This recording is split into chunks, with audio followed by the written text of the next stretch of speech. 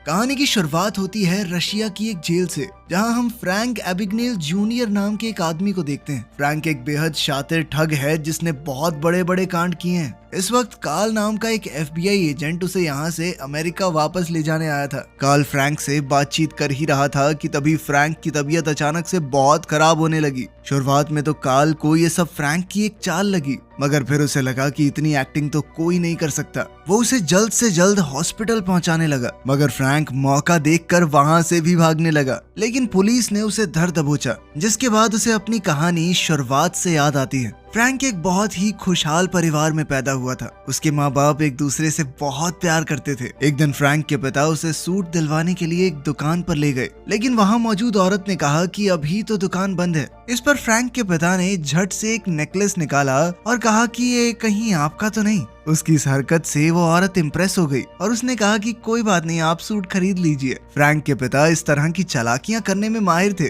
फिर उन्होंने फ्रैंक को ड्राइवर बन के गाड़ी चलाने को कहा और जल्द ही बैंक पहुंच गए। थोड़ी देर में बैंक का मैनेजर उन्हें रिसीव करने आया। दरअसल फ्रैंक के पिता को बिजनेस में बहुत बड़ा लॉस हुआ था, इसीलिए उन्हें बैंक से लोन की जरूरत थी। किसी और अकाउंटेंट की वजह से वो अपना टैक्स भरने में लेट हो गए, जिसके बाद उन्हें बहुत ज्यादा नुकसान उठाना पड़ा। लेकिन ये सब बताने के बावजूद भी कोई बैंक उनकी मदद करने को तैयार नहीं था। फ्रैंक के पिता की कार, प्रॉपर्टी, पैसे सब कुछ गवर्नमेंट ने जब्त कर लिया, मगर इस तंगी के बावजूद भी उन्होंने फ्रैंक का एक बैंक अकाउंट खुलवाया। फ्रैंक ने उनसे पूछा कि आप ऐसा क्यों कर रहे हैं, आप तो खुद कर्जे में हैं। इस पर उसके पिता ने कहा कि मेरी चिंता मत करो, तुम्हारी पूरी जिंदगी अभी आगे पड़ी है, तुम्हें अच्छे से जीनी है। उनकी जिंदगी में अचानक से तंगी आ गई थी, तो फ्रैंक को अपना स्कूल भी बदलना पड़ा। मगर स्कूल के पहले दिन ही इस नए स्कूल में एक लड़का फ्रैंक को परेशान करने लगा। वो उसका मजाक उड़ाते हुए कह के चला गया कि टीचर लग रहा है तू, अपनी उम्र के हिसाब से कपड़े पहना कर, समझा।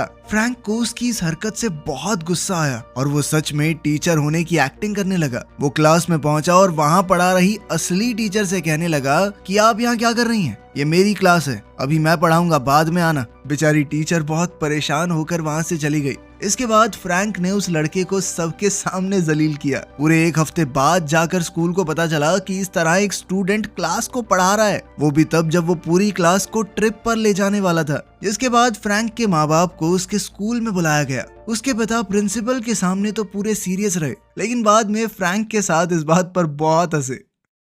एक दिन फ्रैंक जब घर पहुंचा तो उसने अपनी माँ के बेडरूम में किसी और को देखा। वो आदमी फ्रैंक के पिता के साथ काम करता था। उसकी माँ ने ये दिखाने की बहुत कोशिश की कि कुछ नहीं चल रहा और उसे थोड़े पैसे भी दिए कि लो बेटा अपने लिए कुछ ले लेना, लेकिन फ्रैंक सब कुछ समझ चुका था। कुछ दिनों बाद फ्रैंक के माँ बाप ने अलग होने का फैसला ले लिया। लॉयर ने फ्रैंक से पूछा कि तुम अपनी माँ के साथ रहना चाहोगे या अपने पिता के साथ। अपनी आंखों के सामने अपने परिवार को टूटता देख फ्रैंक बहुत दुखी हो गया। उससे ये सब और देखा नहीं जा रहा था। वो घर से भागकर किसी दूसरे शहर में चला गया। उसके पास ज्यादा पैसे तो थे नहीं, बस बैंक अकाउंट था और उसकी चेकबुक। वो धड़ाधड़ चेक काट के होटल वालों को देता गया, लेकिन जब धीरे धीरे चेक बाउंस होने लगे तो होटल वालों ने उसे निकाल दिया। फिर एक दिन बैठे बैठे उसे आइडिया आया कि चेक को बदला भी तो जा सकता है। ये थोड़े पुराने समय की बात है, तो उस वक्त इतनी ज्यादा एडवांस टेक्नोलॉजी नहीं थी। इसी चीज का फायदा उठाते हुए फ्रैंक धीरे धीरे नकली चेक्स बनाने लगा। वो चेक्स पर अलग अलग लोगों के नाम लिखकर उन्हें कैश करवाने लगा, और अगर बैंक की मैनेजर उसे कैश देने से मना कर देती तो वो एकदम कॉन्फिडेंस में अपने पिता के पुराने हथकंडे अपनाता, जैसे वो नेकलेस वाली ट्रिक, जिसके बाद उसका काम बन जाता। लेकिन धीरे धीरे उसका एक कांड पकड़ा जाने लगा। अब उसके चेक किसी भी बैंक में काम नहीं कर रहे थे। फिर एक दिन फ्रैंक की नजर होटल के बाहर एक पायलट पर पड़ी। सभी लोग उस पायलट की बहुत इज्जत कर रहे थे। ये देखकर फ्रैंक को आइडिया आया कि क्यों ना मैं पायलट ही बन जाऊं, असली नहीं नकली। तब तो सब उसकी बहुत इज्जत करेंगे और उसके चेक बड़ी आसानी से कैश आउट हो जाएंगे। फिर वो एक फर्जी रिपोर्टर बन के एयरपोर्ट चला गया और वहाँ के ऑफिशियल्स ने कहा कि मैं पायलट्स के ऊपर एक आर्टिकल लिख रहा हूँ, इसके लिए कुछ जरूरी चीजें जाननी होंगी मुझे। उसने सब कुछ पता किया कि पायलट्स को उनकी यूनिफॉर्म कहाँ से मिलती है, और उसने वहाँ पर कॉल करके कहा कि मेरा यूनिफॉर्म खराब हो गया है, क्या मैं एक नई वर्दी सिलवा सकता हूँ। थोड़ी चालाकियों के बाद फ्रैंक ने एक अच्छी सी यूनिफॉर्म खरीद ली। इसके लिए वो चेक से पेमेंट करने वाला था, मगर वहाँ के एम्प्लॉय ने कहा कि मुझे सिर्फ तुम्हारी पायलट ID चाहिए, फिर तुम्हें बिल्कुल भी पैसे देने की जरूरत नहीं है, हम अपने आप एयरलाइन से ले लेंगे। फ्रैंक ने अपनी नकली ID बनाई हुई थी और उसे ये यूनिफॉर्म फ्री में मिल गई। इसके बाद फ्रैंक अपने चेक को कैश करने बैंक में आया। जिस बैंक में उसे कोई भाव नहीं देता था, अब मैनेजर उसके पास खुद चल कर आया और उसने खुद ही उसके चेक को कैश करवाया। फिर उसे एक होटल से पता चला कि वो छोटे मोटे नहीं बड़े अमाउंट के चेक भी कैश करवा सकता है, लेकिन ये उसका सैलरी चेक होना चाहिए। इसके बाद फ्रैंक ने अपना नकली सैलरी चेक भी बनाना शुरू कर दिया। वो खिलौनों के प्लेन से एयरलाइन कंपनी का लोगो निकाल कर चेक पर चिपका देता। फिर वो सैलरी चेक लेकर बैंक चला गया, लेकिन मैनेजर ने कहा कि सर आप इसे डायरेक्ट एयरपोर्ट से कैश करवा सकते हैं। एयरपोर्ट में फ्रैंक किसी भी वक्त चेक को कैश करवा सकता था और ये बात उसे बहुत पसंद आई। वहाँ की रिसेप्शनिस्ट ने उससे पूछा कि क्या आज आप हमारे साथ उड़ने वाले हो। फ्रैंक ने हाँ कहा तो वो उसे डायरेक्टली प्लेन के अंदर ले गई। पायलट के लिए प्लेन में बैठना फ्री था। फ्रैंक कोई असली पायलट तो था नहीं, तो उसे बहुत डर लग रहा था, मगर उसने फिर भी सबके सामने काफी कॉन्फिडेंस दिखाया। फिर वो एक सुंदर सी एयर होस्टेस के पास गया और उससे पूछा कि क्या ये आपका नेकलेस है। अपने पिता की इस ट्रिक से उसने लड़की को इम्प्रेस कर लिया।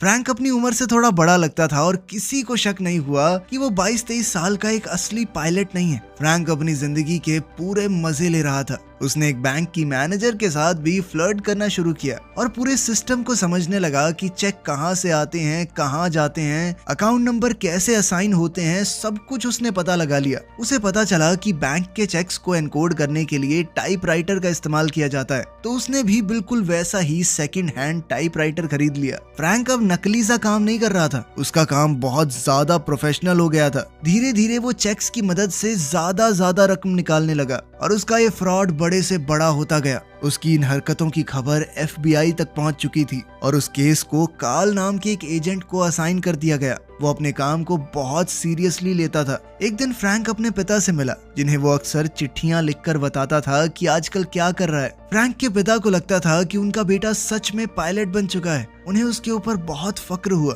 फ्रैंक ने कहा कि सरकार ने आपसे सब कुछ छीन लिया, तो मैंने अपनी कमाई से आपके लिए एक गाड़ी खरीदी है, वही जो मूवी में जेम्स बॉन्ड चलाता था। मगर फ्रैंक के पिता ने कहा कि टैक्स घोटाले के बाद सरकार अभी भी मेरे पीछे पड़ी है। अगर मैं ये गाड़ी ले गया तो कुछ दिन बाद वो इस गाड़ी को भी मुझसे छीन लेंगे। फ्रैंक के पिता का स्टोर भी बंद हो गया था, वो तंगी में ही चल रहे थे। फ्रैंक ने उन्हें पैसे देने का भी ऑफर दिया, मगर उन्होंने कहा कि मैं तुमसे पैसे नहीं ले सकता। फ्रैंक पूरे देश के सिस्टम को बहुत अच्छे से समझ चुका था। वो अलग अलग स्टेट्स के चेक दूसरी स्टेट में जाकर चलाता था। FBI बड़े ध्यान से उसकी सभी हरकतों पर नजर रखे हुए थी और जल्द ही वो उस होटल में पहुंच गए जहां फ्रैंक ने लास्ट चेक चलाया था। होटल में पूछताछ करते हुए पता चला कि फ्रैंक अभी भी उसी होटल में रह रहा है। वो इतने दिनों से वहां था कि अब उसकी जान पहचान होटल में सबसे हो चुकी थी। काल बंदूक लेकर सीधा फ्रैंक के कमरे में पहुंचा। फ्रैंक समझ गया कि अगर कोई चालाकी नहीं दिखाई तो पकड़ा जाऊंगा, और वो काल के सामने ऐसे दिखाने लगा कि हाँ शांत रह, मैं सीक्रेट सर्विस से हूँ। तुझे क्या लगा तू अकेला ढूंढ रहा है इस आदमी को? इस आदमी के पीछे पूरी सरकार लगी है। काल ने कहा कि मुझे अपनी ID दिखाओ। मैं कैसे मानूं तुम जो कह रहे हो वही हो? इस पर फ्रैंक ने कहा कि तुम एक काम करो, मेरा पूरा बटवा ही रख लो, चेक कर लो शांति से।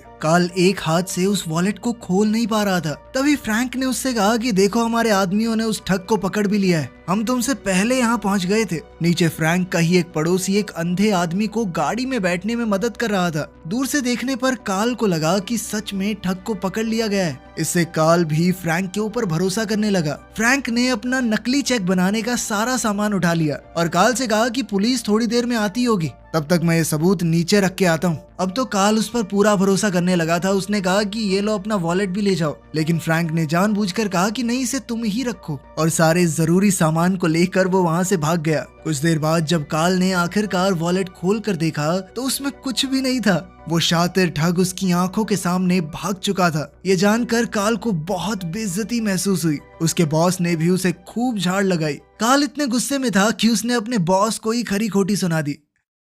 फ्रैंक जिस तरह पायलट होने का दिखावा करता था, ये बात धीरे धीरे एयरलाइंस को पता चलने लगी। अब यही स्कैम फिर से करते रहना थोड़ा मुश्किल था। प्रेस को जब इस बात का पता चला तो उन्होंने फ्रैंक को जेम्स बॉन्ड का नाम दे दिया। फ्रैंक इस बात से बहुत खुश हुआ और उसने बिल्कुल जेम्स बॉन्ड जैसे ही सूट पहनने शुरू कर दिए, गाड़ी भी वैसी ही खरीद ली। धीरे धीरे समय बीतता गया और क्रिसमस का समय आ गया। काल अकेला अपने ऑफिस में काम कर रहा था। तभी फ्रैंक ने उसे कॉल करके कहा कि अब तक जो भी मैंने तुम्हारे साथ किया उसके लिए मैं माफी मांगना चाहता हूँ। फ्रैंक ने अपना पता भी उसे दे दिया, लेकिन काल ने कहा कि तुम मुझे फंसा रहे हो ना, इस बार तेरे चंगुल में नहीं आऊंगा बेटे। साथ ही कार्ल ने कहा कि तेरे पास पैसा भले ही हो लेकिन तू बहुत अकेला है, इसीलिए तो मुझे फोन कर रहा है। फ्रैंक को ये बात बहुत बुरी लगी और उसने फोन रख दिया। लेकिन फ्रैंक इस बार सच कह रहा था, उसने अपना असली एड्रेस कार्ल को बताया था। आखिरी बार जब कार्ल ने फ्रैंक से बात की थी तो उसने अपना नाम बैरी एलन बताया था, जो कि एक कॉमिक बुक का कैरेक्टर है। कार्ल ने तभी अपने ऑफिस में फोन करके बताया कि ये कोई बच्चा है जो बस थोड़ा बड़ा दिखता है, उम्र बहुत कम है इसकी,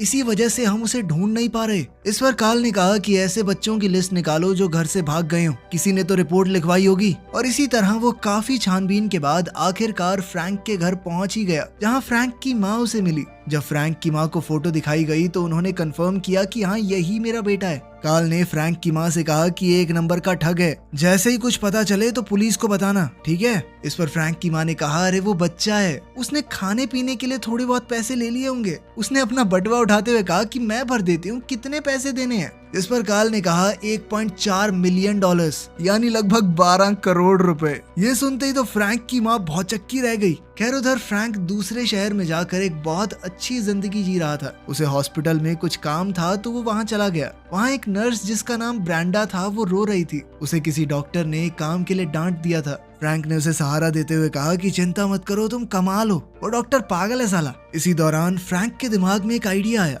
उसने ब्रेंडा से पूछा कि यहाँ कोई जॉब वैकेंसी है क्या। दरअसल अब पायलट बनना थोड़ा रिस्की हो गया था, तो फ्रैंक ने सोचा कि अब डॉक्टर बन जाते हैं। उसने कहीं और की भी नहीं, हार्वर्ड की डिग्री बनाई और इंटरव्यू के लिए चला गया। वहाँ मौजूद डॉक्टर को भी लगा कि सर आप हमारे छोटे से अस्पताल में काम करेंगे। फ्रैंक अलग अलग डॉक्टर्स वाली मूवीज देख कर गया था, जिससे उसे पता रहे कि कैसे बर्ताव करना है। तो फ्रैंक ने जवाब दिया कि सर मैं बड़े शहरों में नहीं, छोटे शहरों में लोगों की मदद करना चाहता हूँ। जिसके बाद उसे झट से नौकरी मिल गई। वो काम धाम कुछ करता नहीं था, बस डॉक्टर्स को आलतू फालतू सलाह देता रहता था। साथ ही खाली समय में वो और ब्रेंडा एक दूसरे के बहुत करीब आ गए। तभी एक दिन अचानक एक इमरजेंसी केस के लिए उसे बुला लिया गया। एक छोटे बच्चे को बहुत ज्यादा चोट आई थी। खून देखकर तो फ्रैंक हिल गया। उसने पूरा कॉन्फिडेंस रखते हुए डॉक्टर से कहा कि तुम इसमें क्या करोगे। डॉक्टर ने जो भी जवाब दिया उसने कहा कि बिल्कुल सही, मुझे कॉन्फिडेंस है कि तुम ये कर सकते हो। मैं कुछ देर में आता हूँ देखने की सही काम किया है कि नहीं। ये कहकर वो वहां से चला गया, लेकिन असलियत में तो उसकी हालत पतली हो गई थी।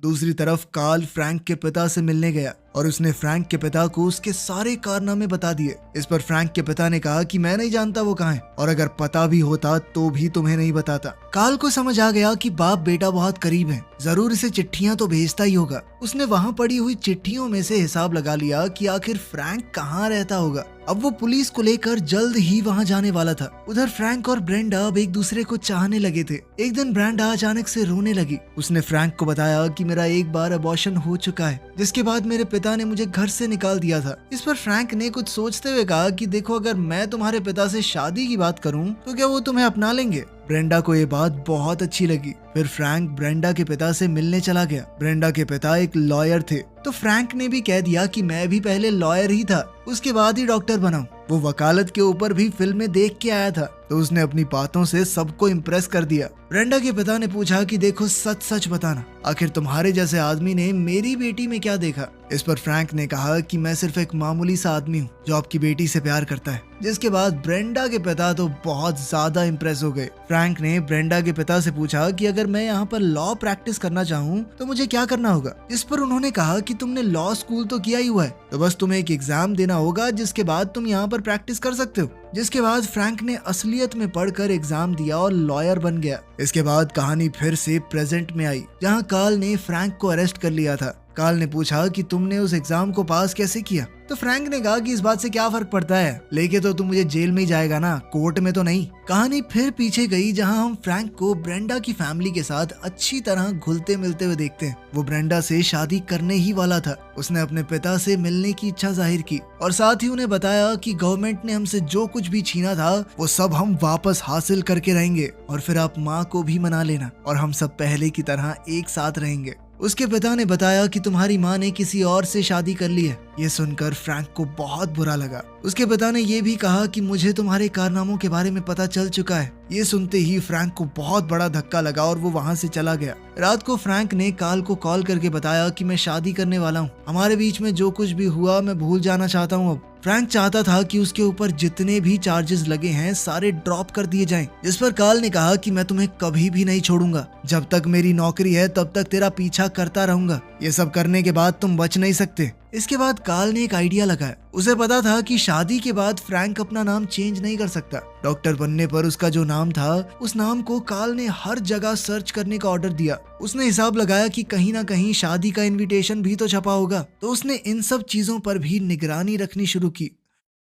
फ्रैंक की शादी हुई और सारे एजेंट्स वहां पहुंच गए। फ्रैंक ये देखते ही ब्रेंडा को लेकर अपने कमरे में आ गया। फ्रैंक ने ब्रेंडा को सब कुछ सच बताया कि वो आज तक लोगों को बेवकूफ बनाता आया है, लेकिन ब्रेंडा से वो सच्चा प्यार करता है। उसने कहा कि मैं यहाँ से अभी तो भाग रहा हूँ, तो मुझे एयरपोर्ट पर आकर मिलना, और तुम कहाँ जा रही हो इस बारे में किसी को कुछ मत बताना। अगले दिन एयरपोर्ट पर फ्रैंक ने ब्रेंडा का इंतजार किया। ब्रेंडा वहां आ तो गई, पर वो अकेली नहीं थी, उसके साथ एजेंट्स भी थे। फ्रैंक का अब वहां से निकलना बहुत ज्यादा मुश्किल हो गया था। तभी उसने एक आइडिया लगाया। वो एक कॉलेज में गया और कहा कि हमारी एयरलाइन बहुत सारी एयर होस्टेसेस को काम पर रख रही है। बहुत सारे इंटरव्यूज लेकर उसने सुंदर लड़कियों को सिलेक्ट कर लिया और उन लड़कियों को अपने आसपास रखकर वो पायलट की यूनिफॉर्म पहन के एयरपोर्ट में घुस गया। सभी पुलिस वाले उन सुंदर लड़कियों की खूबसूरती देखकर खो गए और फ्रैंक आसानी से वहां से निकल गया। इस सब के दौरान ही फ्रैंक जैसा दिखने वाला एक लड़का कार लेकर एयरपोर्ट के बाहर खड़ा हो गया। सारे FBI एजेंट उसे पकड़ने के लिए भागे। पकड़े जाने पर लड़के ने कहा कि एक बंदे ने मुझे पैसे दिए थे यहाँ खड़े होने के।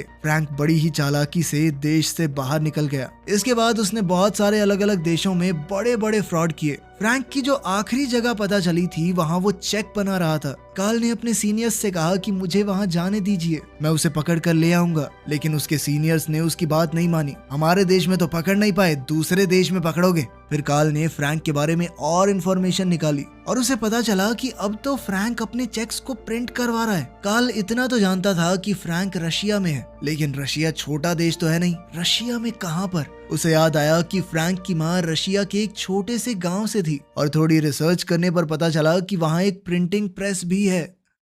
आज फिर से क्रिसमस ईव का दिन था। वो वहां पहुंचा तो कार्ल को फ्रैंक मिल गया। फ्रैंक ने कहा कि आओ मैं तुम्हें घुमा के लाता हूँ, मेरे साथ बाहर चलो। तो कार्ल ने कहा कि देखो, भागने की कोशिश बिल्कुल मत करना, वरना यहाँ की पुलिस तुम्हें मार डालेगी। कार्ल ने कहा कि अगर तुम अभी सरेंडर कर दो तो मैं तुम्हें बचा सकता हूँ। जिस पर फ्रैंक ने उसे कहा कि खा अपने बच्चों की कसम। कार्ल ने कसम भी खाई और कहा कि यकीन करो मैं सच बोल रहा हूँ। जिसके बाद फ्रैंक ने हथकड़ियां पहन ली, लेकिन बाहर आने पर वहाँ कोई नहीं था। एक बार तो फ्रैंक को लगा कि मैं पागल बन गया, लेकिन अगले ही पल बहुत सारी पुलिस की गाड़ियां वहाँ पहुँच गई। अब कहानी फिर से वर्तमान में आती है। कार्ल और फ्रैंक अमेरिका में लैंड होने ही वाले थे। तभी फ्रैंक ने कहा कि मैं अपने पिता से बात करना चाहता हूँ। जिस पर कार्ल ने भारी मन से बताया कि तुम्हारे पिता की बाथरूम में गिरने की वजह से मौत हो गई है। फ्रैंक को इस बात का बहुत सदमा लगा और वो टॉयलेट में जाकर जोर जोर से रोने लगा। प्लेन लैंड होने में अब बहुत कम समय बचा था, लेकिन तब भी जब फ्रैंक बाथरूम से बाहर नहीं आया तो कार्ल ने दरवाजा तोड़कर देखा कि अंदर है भी कि नहीं। लेकिन तब तक फ्रैंक ने सिंक का स्क्रू निकाल दिया